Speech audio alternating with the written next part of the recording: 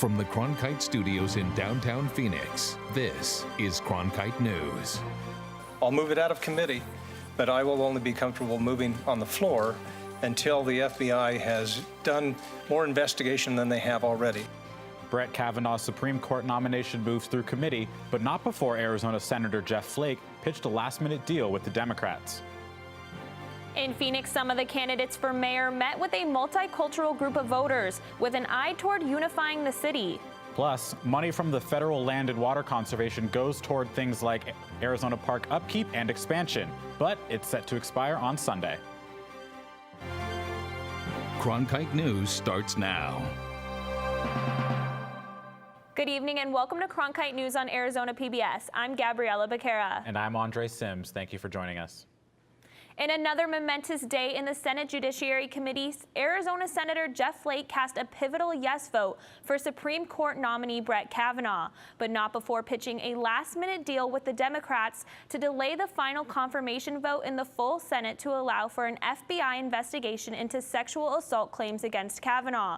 Cronkite News reporter Daniel Pearl has the latest from Washington. Arizona Senator Jeff Flake was silent for most of the Senate Judiciary Committee's 4-hour meeting on Supreme Court nominee Brett Kavanaugh today, but when he finally spoke up, everyone listened. This country is being ripped apart here, and we've got to make sure that we do due diligence. I think this committee has done a good job, but I do think that we can have a short pause and make sure that the FBI can investigate.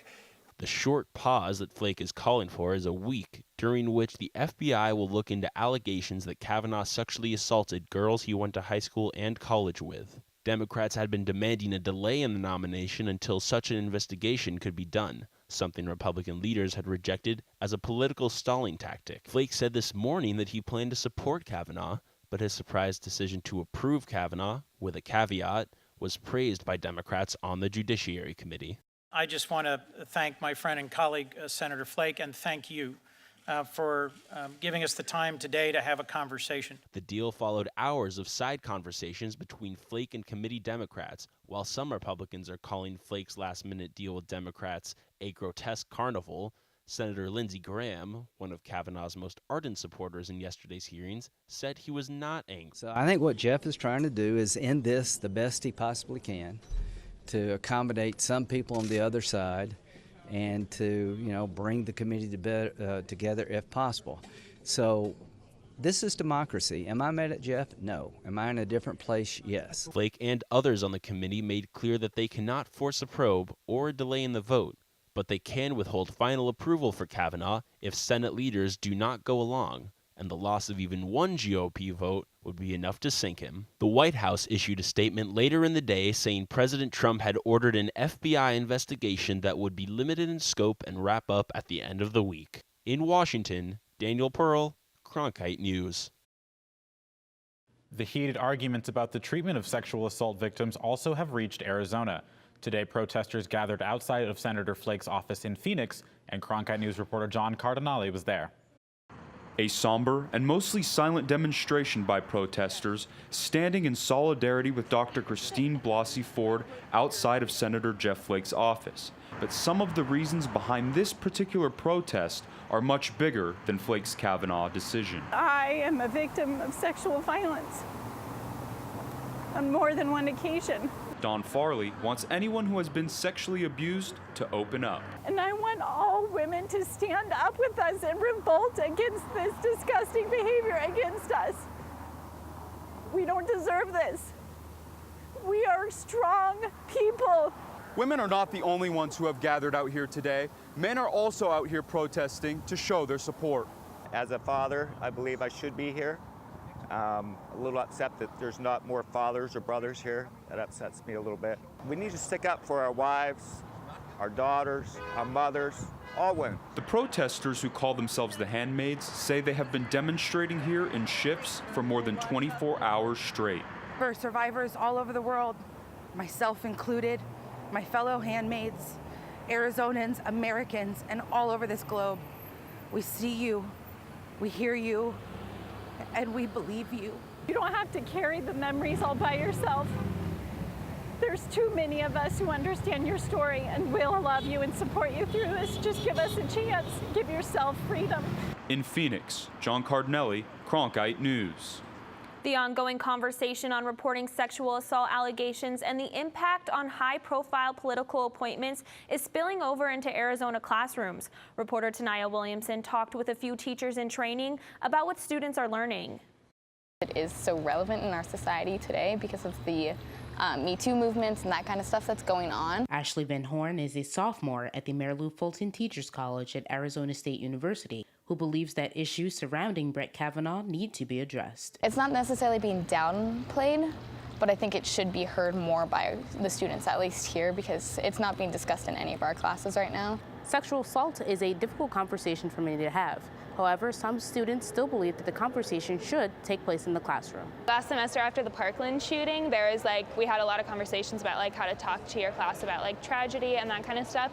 But with this, it's kind of been ignored by a lot of my classes, actually. Kimberly Kevershan is a senior who believes that any teacher can speak to their students if they put forth the effort. I think that no matter what your content area, no matter what the grade level, there's always ways to integrate concepts of consent and respect and relationships. In Tempe, Tanai Williamson, Cronkite News. Depend on Cronkite News for full coverage and analysis on what's next for the Kavanaugh nomination. We have our full multimedia reports online at cronkitenews.azpbs.org. Candidates for Phoenix mayor came together last night in a gathering to promote diversity and unity in the city. Cronkite News reporter Edgardo Lozoya got an inside scoop as to what drove this conversation. And before you can start handling some of these complex problems that we're all talking about here, you need to be brilliant at the basics. 3 of the 4 candidates for Phoenix mayor participated in what was dubbed a conversation rather than a debate Thursday night. The gathering, put together by the Coalition One community, made up of individuals and businesses that support inclusion and equality for all Arizonans. It really gives the candidates an opportunity to talk to really the diverse constituency that makes Phoenix great. Organizers say the goal behind this conversation format is to hopefully motivate Phoenix residents to open up more and discuss all types of issues with the candidates. As a part of the minority group in the city of Phoenix, I want to make sure that my next mayor can address issues that, are things that affect my family. Issues like safer schools, homelessness, refugees in Phoenix, and education were just some of the topics covered during this conversation. With 4 different visions, the candidates for mayor of Phoenix have one common goal: a more unified Phoenix. Another important topic that was discussed was sexual harassment in the workforce. All 3 candidates agree that there should be zero tolerance for this type of behavior. They're not doing enough. They're not. If we sit and listen to them talk about the issues that affect us, the constituents, then we're gonna be able to get the issues resolved faster. In Phoenix, Edgardo Lozoya, Cronkite News. Monsoon season may be finished, but the hurricanes are not. Hurricane Rosa is headed for Arizona with the threats of heavy rain and flooding coming to the valley. These photos from NASA show the storm has developed an eye wall. The National Weather Service says Arizonans can expect the storm late Monday night, bringing anywhere between 1 and 3 inches of rain. That could bring some flash flooding with it, so people are encouraged to have a plan ready just in case. Matt Kling, what else can we expect over the weekend? And Gabriella, it depends on where in the state you are as to where you'll get this storm. Lower parts of the state, like the valley, they'll get 1, maybe 2 inches of rain, but up north and in the higher country, they might see anywhere from 3 to 4 inches of rain with winds gusting up to 40 miles per hour. A flash flood watch has been issued here for Phoenix. Of course, flash flooding is huge with any storm, so if you're driving in those low-lying areas, be careful. But until the storm, the temperatures will remain warm. Tonight, if you're heading to some high school football, 98 degrees at kickoff, 93 by halftime. For ASU football tomorrow, kickoff temperature 96 at 7 o'clock. As they take on Oregon State, the temperature will drop a little bit down into the 80s. High temperatures across the state tomorrow, triple digits in Phoenix and along the western edge of the state, but up north a little bit cooler, 81 show low, 73 in Flagstaff. Taking a look at your 7-day forecast. As mentioned, the storm will roll in on Monday, which will drop the temperatures into the 80s for our highs. But the good news is once the storm rolls out, the high temperatures will remain in the 80s. For the Cronkite Weather Center, I'm Matt Kling.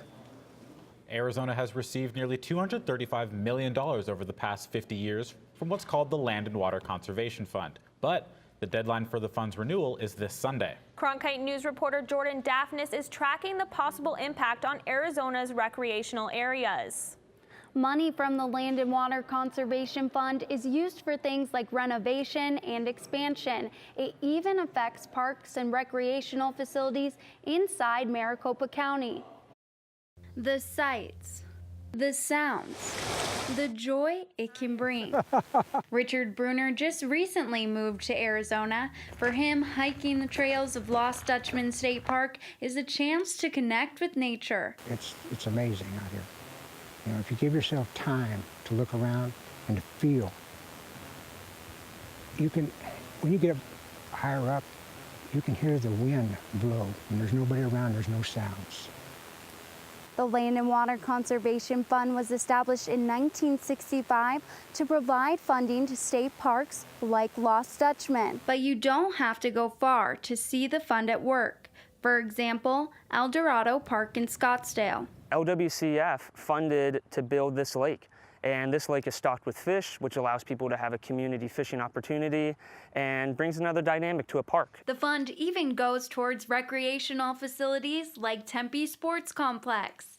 And this money doesn't come from taxpayers. Earnings from offshore oil and gas are used to generate the fund. Arizona Democratic Congressman Raul Grijalva supports legislation to reauthorize the fund. Without this bill, you would not be able to expand, enhance, or create new recreational park opportunities. The Consideration 502 permanently reauthorization land and water conservation. Utah Republican Congressman Rob Bishop has long advocated for states to be in control of federal land. He wants more money to come from the fund for states to use. It's not perfect in my mind, but it is good, and it's an improvement. Grijalva and Bishop have been at odds over plans to reauthorize the fund, but earlier this month they reached a compromise. For veteran and advocate Garrett Reppenhagen, public lands are more than just a place to visit. They are an escape from the memories of war. When I came home as an Army sniper, I came back to my mother's house in Green Mountain Falls, Colorado, and her backyard is Pikes Peak and Pike National Forest. And almost instinctively, I grabbed a sleeping bag, a water purifier, and a fishing pole, and left to the woods. And I think that experience saved my life. Reppenhagen and a colleague stopped in Phoenix as part of a nationwide tour earlier this year, advocating for the fund to be permanently renewed. The bill to reauthorize the Land and Water Conservation Fund has bipartisan support from 232 House members. It still has to pass through the House and Senate before Sunday. Even if it expires, Arizona will still receive $2 million for outdoor recreation and conservation projects. In the Broadcast Center, Jordan Daphnis, Cronkite News. When you visit, say, the Grand Canyon, roads, bridges, and water pipelines are just a few of the things needed to make sure your visit is pleasant. And sometimes they need repairs. As Cronkite News reporter Jordan Evans reports, U.S. Secretary of Interior Ryan Zinke visited the park this weekend to see some of those things that need not to be fixed just here in Arizona, but in parks across the nation. The Grand Canyon is one of the nation's most popular parks for tourism. From the scenic views to the lodging to the guided tours, the Grand Canyon generated about $900 million in economic benefits just in 2016. But now, national parks across the nation are needing about $12 billion for infrastructure and facilities.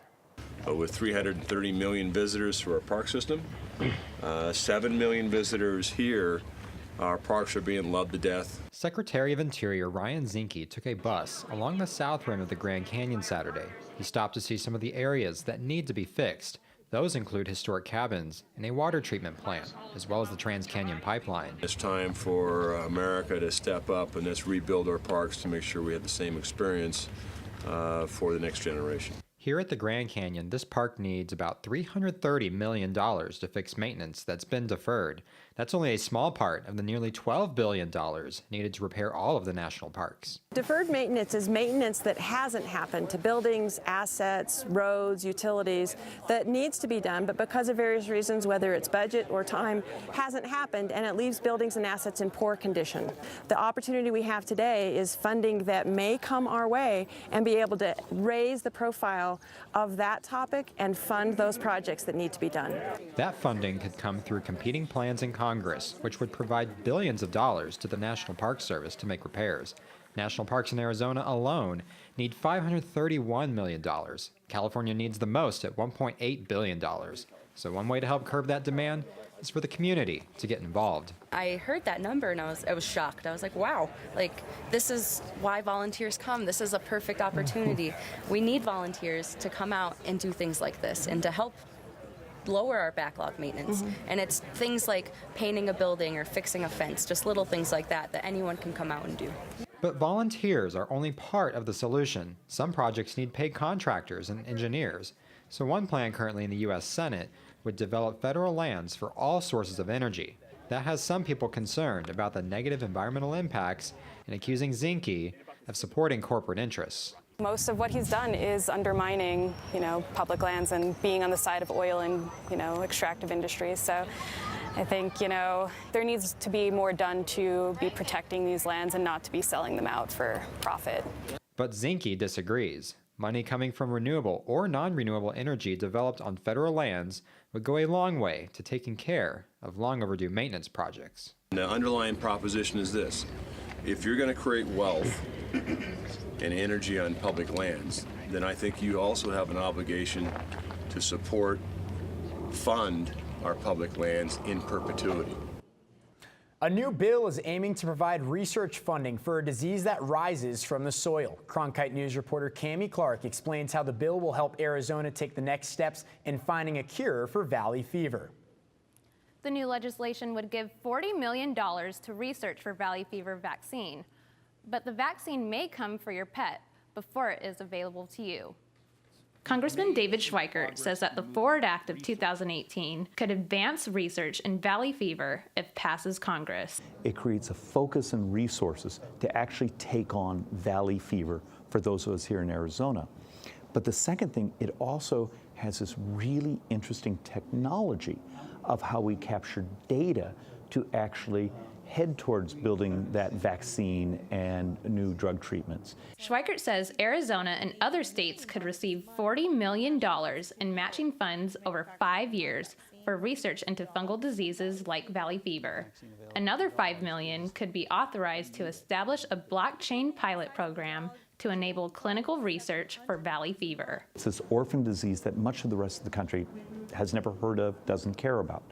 And one of my personal passions is I am going to, through at least my position in Congress, find the resources to fund the research to see that we get a cure. But canines will likely get a vaccine before humans. Well, we are trying to get this vaccine approved through the USDA to help dogs. And I think there won't be a human vaccine until we accomplish that. Schweikert says he and other members of Congress are still fighting to fund the valley fever battle. Part of the goal of doing that was what resources were necessary, how do we make sure that the National Science Foundation and others have valley fever as one of their priorities, and then how do we use the legislative process to get the resources and access to the information to head towards that cure. Schweikert hopes to present the bill to the House by the end of this year. Experts estimate a vaccine for dogs can come as soon as 4 years, but there is no set time frame for people. In the Broadcast Center, Cammie Clark, Cronkite News. The border town of Naco, Arizona is once again dealing with a burst pipeline that's spilling 300 gallons of sewage every minute coming from the Mexican side. Now officials are looking for permanent solutions under difficult circumstances. Cronkite News reporter Brittany Watson went to Naco and shows us what they're dealing with. Thousands of gallons of raw sewage are spilling into Naco, Arizona from Naco, Sonora every day, leaving residents wondering when this pipeline will be getting repaired and what health effects they may be facing because of it. We have every right to defend our lives. You guys don't live here. We live here. hepatitis A, hepatitis B, tetanus. We also worry about viruses and parasites as well. Cochise County health officials hosted a town hall last Friday in Naco for residents, allowing them to express their frustrations about the leaking pipeline while discussing the plans to fix it. Authorities estimate repairs will last around 8 weeks. So that's kind of an estimated time that we've been given. We don't know which agency is going to be responsible for that at all. The leak started September 9th, but Naco has been dealing with spilled sewage for years. This latest incident triggered after a breach in a conveyance line used to transfer sewage from both sides of the border. I like to tell the council for them to get together and do what's got to be done on the American side, and let them worry about the Mexican side. County officials say there is a plan in place for repairs, but it comes with challenges. We're kind of on standby right now because when that repair takes place, we're anticipating another flow to come across because they have to flush out the system. Naco resident David Lloyd believes the answer to preventing this problem from happening again is to improve relations between the governments across the border. Naco, Sonora and Naco, Arizona are very much the same community in some ways. Extraordinarily, and we should take advantage of that, and we should use it positively. In Naco, Brittany Watson, Cronkite News. The Air Force is currently experiencing a pilot shortage. Here in Arizona, Luke Air Force Base is feeling the effects. Cronkite News reporter Holly Bernstein tells us how various initiatives across the state are playing their part to combat the shortage. Luke Air Force Base is primarily a training base. That means having fewer pilots has a serious impact in terms of being ready for potential missions. Currently, there are only 58 instructor pilots filling out 84 available spots for F-16 fighter jets. For the F-35 fighter jets, they only have 85 out of 101 instructor pilots. This has led to high school students coming from all parts of the state to train in different areas impacted by this pilot shortage. Every day at Luke Air Force Base in Arizona, pilots are training to fly F-16 and F-35 fighter jets. And just getting up in the air, that feeling that you get in your stomach. South Mountain High School senior Jaja Obasi says he'd like to follow in their footsteps one day. And then just watching as everything gets smaller and smaller and smaller. For now, he's taking part in his high school's aerospace program. But although Obasi and other student pilots are hoping their aviation careers take off, the Air Force is experiencing a pilot shortage.